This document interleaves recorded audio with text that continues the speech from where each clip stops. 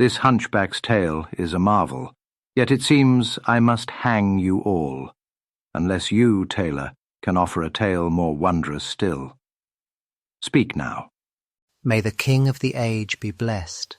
What I have to tell happened but yesterday, and it is indeed the strangest experience of my life. I had gone to a banquet hosted by a friend, surrounded by fellow craftsmen, merchants, and men of the city. We were merry, sharing food and laughter, when a young man entered. Friends, make way! Here is a guest from Baghdad. God help me, not him. His eyes had fallen on a barber seated quietly in a corner. I must leave. I cannot be in the same house as this cursed man. Friend, wait! What offense has he given you? It is not offense, but calamity. Because of him, I lost my peace, my city, and my leg. Baghdad became a cage. I fled here only to see him again. I shall have to leave this city too. Tell us the story! Perhaps it is best if we do not relive the past. They must know. Listen well. My father was a great merchant. When he died, I inherited wealth, servants, all a man could want. Except desire. That is, until fate cornered me. God had instilled in me a deep aversion to women. And so one day, while walking through a lane in Baghdad, I saw a group of women coming toward me. Instinctively, I turned and fled, seeking refuge in a dead-end alley, where I sat down on a stone bench at the far end. Her face ignited a fire in my heart. I sat there, frozen, until I saw the Qadi, her father, enter that house. I know that look. Who is she? She lives behind a window, beyond reach. Leave it to me. She came and went twice. The first time, the girl spurned her. The second brought joy. She says to come on Friday before prayer. She will let you in herself. You have saved me. You should bathe. Look your best. Indeed, fetch me a quiet, competent barber. Yes, master. And that is when my torment began. I see that you are very thin. I have been ill. May God remove all your cares, your sorrows, your distress, and your griefs. May he accept your prayer. Be of good cheer, for good health has come to you. Do you want your hair to be trimmed, or do you want to be bled? It is reported on the authority of Ibn Abbas, may God be pleased with him, that the Prophet said, "Whoever has his hair cut on a Friday is kept free of 70 diseases."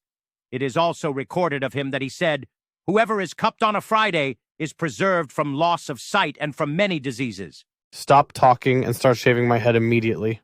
But haste is from the devil, patience from the merciful.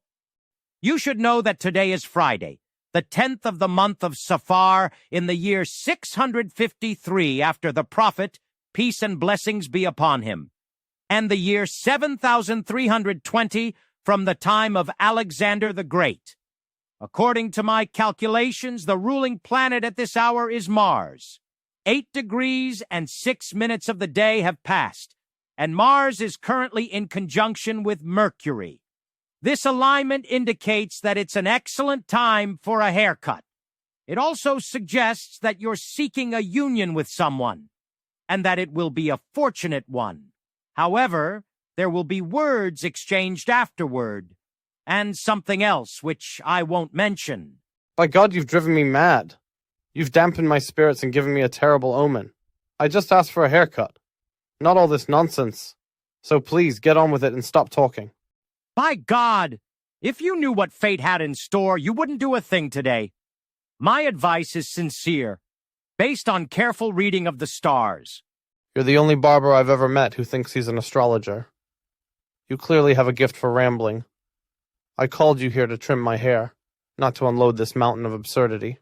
Do you not want more advice? God, in his mercy, has sent you a barber who is also an astrologer, a chemist, a master of natural magic, grammar, morphology, philology, rhetoric, logic, eloquence, arithmetic, astronomy, geometry, religious law, prophetic traditions, and Quranic interpretation. I've read all the books, mastered the theories, and applied them in practice. There's no field I haven't studied, no art I haven't mastered. Your father valued me highly, precisely because I'm not the curious type. I mind my business. That's why people call me the silent and serious one. You should be praising God, not arguing with me. My advice is sound, and I offer it from a place of genuine care. I'd even serve you for an entire year without asking a single coin, just so you'd appreciate my worth. Without a doubt, you're going to be the death of me today. Sir, I'm the man they call the Silent. Unlike my 6 brothers, I barely speak. My eldest brother, they call him the Babbler. The second is the Bellower. Then comes the Jabberer, the Aswan Jug, the Talker, and the Prattler. And I am the Silent One. Give him a quarter dinar. And for God's sake, get him out of here. I've changed my mind. I don't even want a haircut anymore. What's this, master? I'll not take a single coin from you until I've done my duty. It's not about the money, it's about serving you. Whether or not you appreciate me, I know your worth. Your father, may God rest his soul, was generous with me. A truly noble man. I remember once he called for me on a day much like this. When I arrived, he was with several of his companions. He asked me to bleed him, but first I consulted my astrolabe. The star's angle was unlucky for bloodletting. I told him so, and he listened. He waited. And in the meantime, I entertained him with knowledge and wonders. I came to my master to draw his blood, but found the stars opposed to health and good. So I spoke of wonders from every land, unfolding my knowledge at his command. He smiled and said, "You've surpassed the wise, a treasure of learning in humble disguise." I looked at your father and said, "Lord of mankind, had you not poured your wisdom into me, mine would never have soared.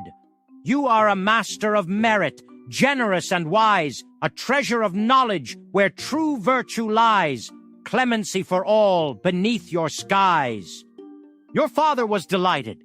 He immediately told his servant to hand me a robe of honor and give me exactly 103 dinars. Later, when the stars were favorable, I performed the bloodletting. He was grateful, as were his companions. But I couldn't resist asking, "Why, my lord, exactly 103? 1 dinar was for your astronomical reading, another for your pleasant conversation, a third for the bloodletting itself. As for the other 100, and the robe of honor, those were for the poem you recited in my praise." May God not have mercy on my father, for ever knowing a man like you. There is no God but God, and Muhammad is his messenger. He changes all things, but is not himself changed. I truly believed you were a man of intelligence, but your illness must have dulled your mind. Those who suppress their anger, and those who forgive others. So I forgive you. But tell me, what's the rush? Your father, your grandfather, neither of them acted without my advice. They trusted me. As the saying goes, the advisor is to be trusted. And another, he who lacks an elder will never become one. When you intend some action, take advice from one who knows and do not disobey. No one knows more about this world than I do. And here I am, at your service. You may be irritated, but I am not. I bear with you patiently, out of loyalty to your father. By God, you donkey's tail. All I asked was a haircut and you're still talking. I see you're angry, but I don't blame you. Your mind is still young. Why, I used to carry you to school on my shoulders. Please, brother, let me finish my business in peace and go. He kept sharpening that razor and sharpening until I was nearly out of my mind. Master, haste is from the devil. Patience is from the merciful. Act slowly, not with haste in what you want. Be merciful to others, and God will show you mercy. God's power exceeds all else. The unjust will face their own injustice. You seem not to know who I am. This very hand touches the heads of kings, emirs, viziers, men of knowledge and dignity. Crafts are like necklaces, and this barber is the pearl that crowns the string, standing above men of wisdom, while under his hand rest the heads of kings. Just stop. Stay out of things that don't concern you. You're driving me mad. You're in a hurry, aren't you? Yes. Slow down, master. Haste is the devil's whisper. It leaves only regret and ruin. The Prophet, peace be upon him, said, "The best affairs are those approached slowly." I worry for you truly. Whatever you're planning, I hope it is good, but I fear it may not be. There are still 3 hours till prayer. Please finish quickly. 3 hours? I can't rely on assumptions. Guesswork brings disgrace, especially for someone like me. My reputation is unmatched. I don't speak like those cheap astrologers. Exactly 3 hours remain. Not a minute more, not a second less. For God's sake, don't speak. You've shattered my heart. You're far too impatient. Tell me what the rush is about. Your father and grandfather always sought my advice before acting. If I don't get there before prayer ends, I'll miss her completely. Enough questions. I'm heading to a party. A friend invited me. Praise be to God, what a lucky day. I just remembered. I invited friends yesterday but forgot to arrange any food. How shameful. Take all the food and drink in my house, just finish the shave. May God reward you. But tell me, what exactly do you have? 5 kinds of dishes, 10 grilled chickens, 1 roasted lamb. Bring them. I must inspect everything. Where's the wine? I have some. Fetch it. Very generous of you, but what about incense and perfumes? Fine. What's inside? A blend of nard, aloes wood, ambergris, musk, worth 50 dinars. Finish shaving my head by the life of the prophet. Peace be upon him. By God, I won't accept this box until I've seen everything inside. The child grows up to resemble his father, and the tree grows from its roots. By God, my son, I don't know whether I should thank you or your father. Today's feast is all because of your generous heart. None of my guests deserve it, but they are respectable men. Zantut the bathkeeper, Sali the grain merchant, Sulit the bean seller, Ikrisha the greengrocer, Humaid the street sweeper, Saeed the camel driver, Suaid the porter, Abu Makarish the bathman, Qasim the guard, and Karim the groom. None of them are troublemakers. Each has a dance, a poem, and not a curious bone in their bodies, just like me. Zantut can sing, "Mother, I'm going to fill my jar" on the tambourine. Sali dances while reciting, "My lady, you hired mourner, you've given no short measure. He'll have everyone in stitches." And Humaid? Oh, he stops birds in mid-flight with his singing. God help me. Humaid is something else. Listen to this. My life is the ransom for a street sweeper who stirred my desire. Sweet-natured, like a branch swaying in the breeze. One night, granted to me by fate, he set my heart ablaze. "You've kindled a fire," I told him. "No wonder," he said, "when the sweeper turns stoker. All my friends are delightful, but hearing about them doesn't compare to seeing them. Why not come along? Skip your other engagement. You still look ill, and what if you end up with people who are nosy and give you a headache?" Another time, perhaps. Just finish shaving me. I leave you to your gathering, and may God protect me from it. I only wanted you to meet men of good character, like me, men who don't pry. If you saw them once, you'd never want to return to your usual crowd. May God grant you happiness with them. Someday I'll meet them. Why not today? If you come with me, I'll carry the gifts along. But if you must go to your own friends, I'll drop the food off with my guests and return for you so we can go together. My friends won't mind. They'll start without me. There is no might and no power except with God, the exalted, the almighty. Go to your friends. Enjoy yourself. But let me go to mine. They're expecting me. I can't let you go alone. I'm going somewhere private. No one but me can go there. You've got a secret meeting with a woman, haven't you? You should have told me. I'm the perfect person to help you pull it off. But beware, this is Baghdad. A day like this and the Wali's on alert. You could be risking your life. You foul old man, just leave. Why speak like that? I'm ashamed for you. You're clearly hiding something from me. I can sense it. I only wanted to help. Take the food and drink to your friends. I'll wait here till you get back. Then you can come with me. You're trying to trick me. You want to sneak off into some disaster. I won't let you go alone. Wait for me. I'll come back quickly. I need to see how this turns out for you.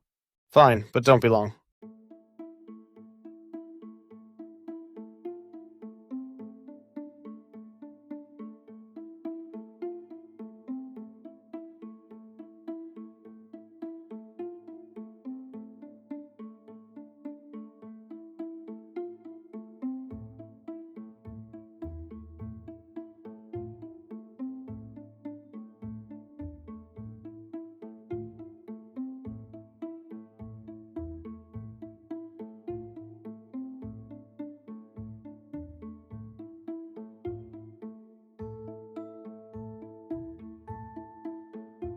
What the? That damned barber? It was at that very moment, as God willed my secret to be revealed, that a maidservant committed some misdeed. The master of the house struck her, and when she cried out, a slave rushed to her aid. He too was struck and cried out in turn. The foolish barber, however, believed it was I who was being beaten.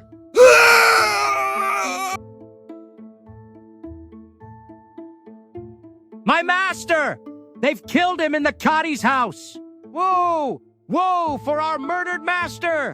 Whoa! Whoa! He's been murdered! Go see what all this shouting is about. My lord, there are more than 10,000 people at the door. Men, women, everyone. They're yelling, "Woe for the murdered man!" And they're all pointing at this house. What madness is this? What's going on here? What? Why would I kill your master? What's he done? You beat him with whips! I heard his screams from outside! Who brought him here? Why would I harm him? This is absurd. Don't try to play innocent, old man. I know the truth. Your daughter is in love with him, and he with her. You found out, flew into a rage, and had him beaten. But I'll take this to the Caliph unless you bring him out now. Let his family see him before I drag him out and shame you. If you're so sure, then go in yourself. Bring him out. I have to get out, now. The cursed man knew exactly where I was. He wasn't going to stop. I had no choice. They tried to hide my master, but praise be to God, I've saved him. Gold, take it, all of it.